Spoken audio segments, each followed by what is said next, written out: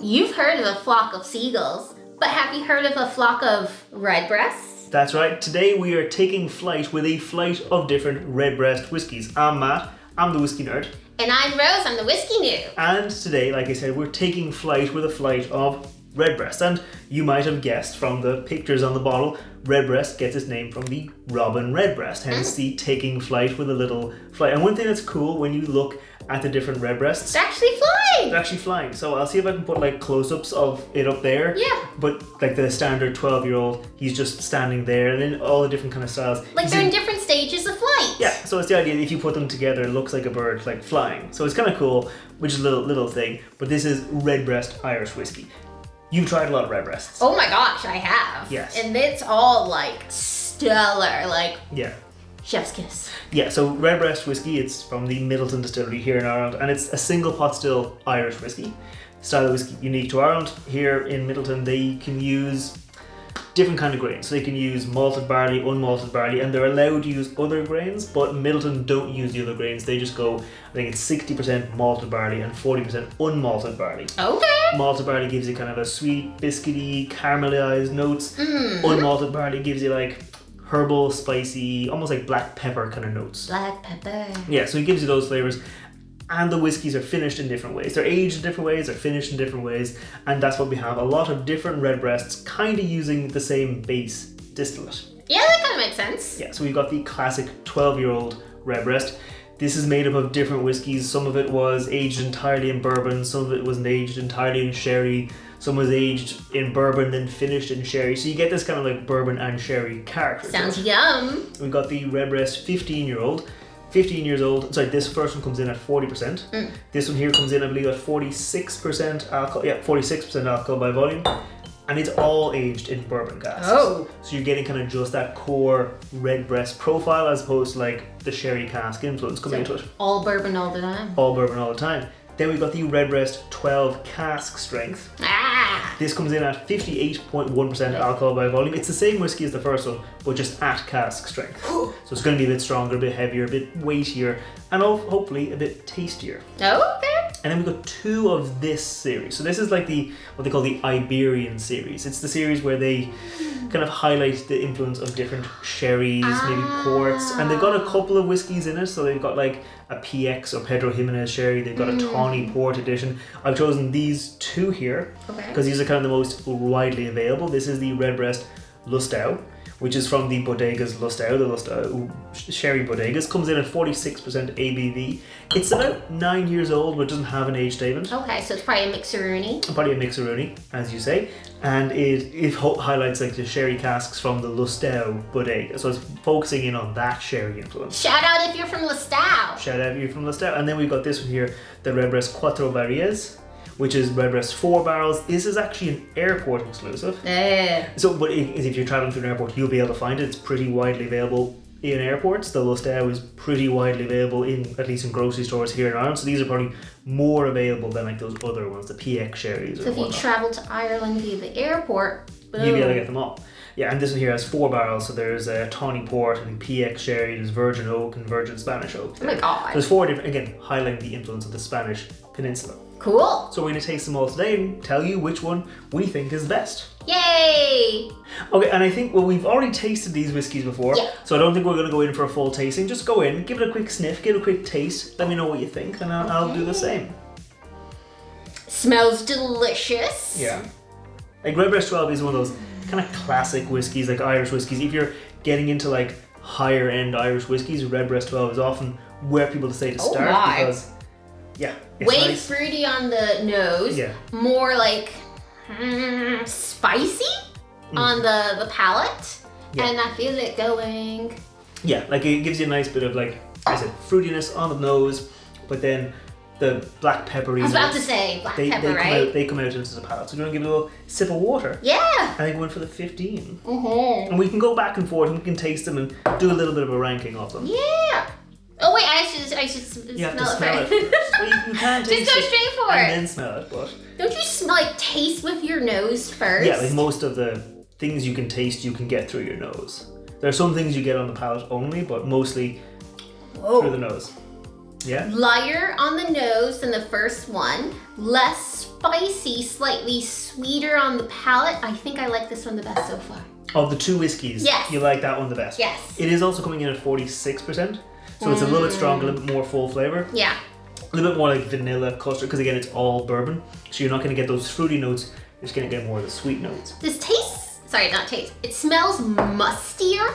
Mustier, well it is 18.1% alcohol stronger than this. Oh, so this is the cask strength version of this. This is like 1.5 times as concentrated as this whiskey. Okay. Yeah. I suppose made for Redbreast concentrated leads to, or equals to musty. Yes, yeah, so 58.1%. So it is, so there's less water in it, stronger. Whoa. Heavy duty.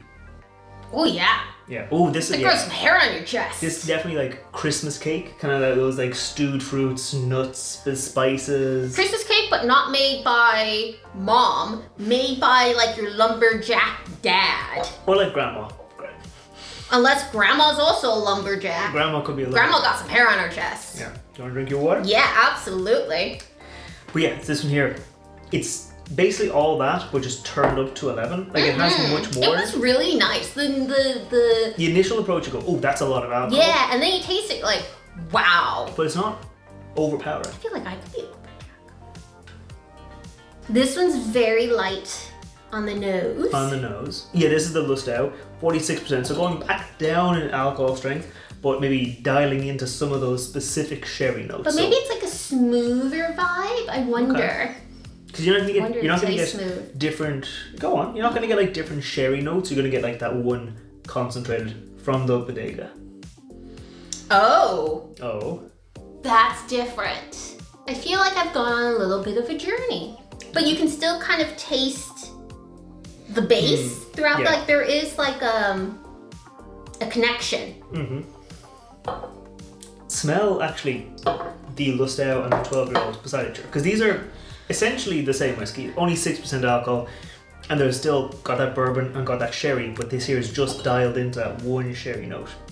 Yeah. Yeah, like it is, you can see there's a lot of similarities, a lot of overlap.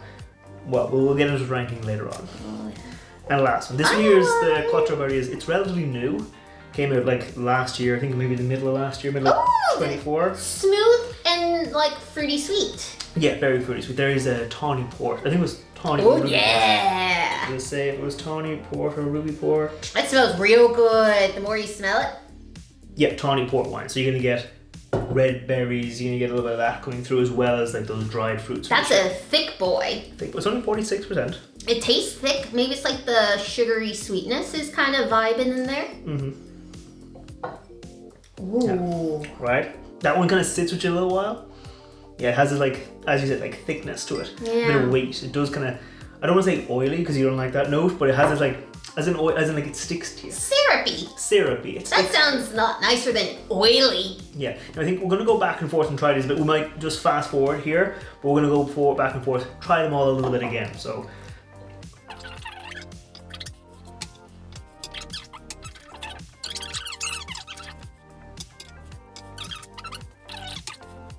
okay, I think we've gone back and forth on them, had a little bit of a chat. I think we're okay to say, at least I'm okay to say my top and my bottom. I don't think you've decided on your bottom yet. No, and I definitely cannot rank them all. Because they're not bad. I think I can rank them all. Because I've had a bit more of these, I'm more familiar with them. They're not bad whiskeys. No, it's not just at all. the bottom of the range for me, at least. Yeah. And for you, it's not like the rest of them are bad. It's just Like I'm having a lot of trouble. Like I've cleared like my favorite one, but the rest of them, they're all like. Yeah, and depending on the order you taste them. Because I think the cask strength one does kind of throw off the tasting a little bit. Because it is in the middle here, but like you get that hit. Yes. And then like you have to kind of go back to water before you taste this one here, because it's a bit lighter and it's dialing into the sherry. This one here doesn't have any sherry, so they're just all doing something a bit different. And they might like them, you know, depending on like the mood or the ambiance. So it's like trying to like capture all of those at the same time, which makes it really difficult because it's not like there's a bad one, you know? Yeah. So I think my top, and I think your top, we both say? Yes. Yeah, the Cuatro. Something about this, it's real good. I really like it. Like this was very nice. Yeah. I've tried it a few times now. It's quite nice. Yeah, it's both like smooth, syrupy, oily, and like fruity, but also a bit spicy. Like there's a lot going on in it. Yeah. But it works. Yeah, it is a lot, but not overwhelming. No. No. Yeah, I think my bottom one is the Redbreast 12, just because I think the others have a bit more weight. I think that's 6%. I don't want to say it makes a huge difference, but I think it makes a bit of a difference. I think so. Like, it didn't have for me as long of a finish, like as these ones here. Even though the cask strength obviously gonna have a long one, but like we talked with this one and we said it had that kind of creamy, oily, syrupy kind of texture. It stayed with you. Yeah. It just didn't. It was a little thin. It's not nothing wrong with it. Again, it's a lovely little whiskey. It's also the cheapest of them all, but it's just it's just a little bit lighter. And then for me, I'd say I probably went pretty close after this one. I would say the 15-year-old, just because it doesn't have the sherry on it, so it doesn't have any like extra flavor. It's just you get that creamy note, and that's kind of it. Yeah. Like it does it nicely, but that's all it does.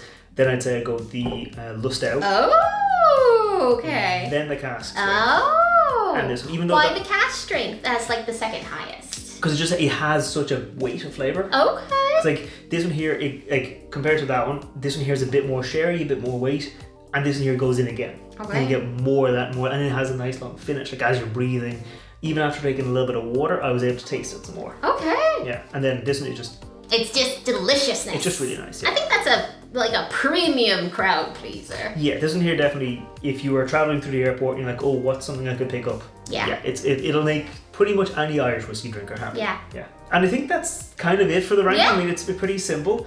I think I can already see you reaching for your favourite. We put out whiskey reviews, like the reviews of all these Redbreasts every Wednesday. We put out cocktail recipes featuring whiskey every Friday, and every now and then on Monday we put out videos like this where we compare different whiskies, where we kind of try them out in different ways. So if you want to see more of that, make sure you hit subscribe and leave me a note in the comments below. Yeah. And say if there are any other ideas for different kind of these fun little videos which you'd like to see in future.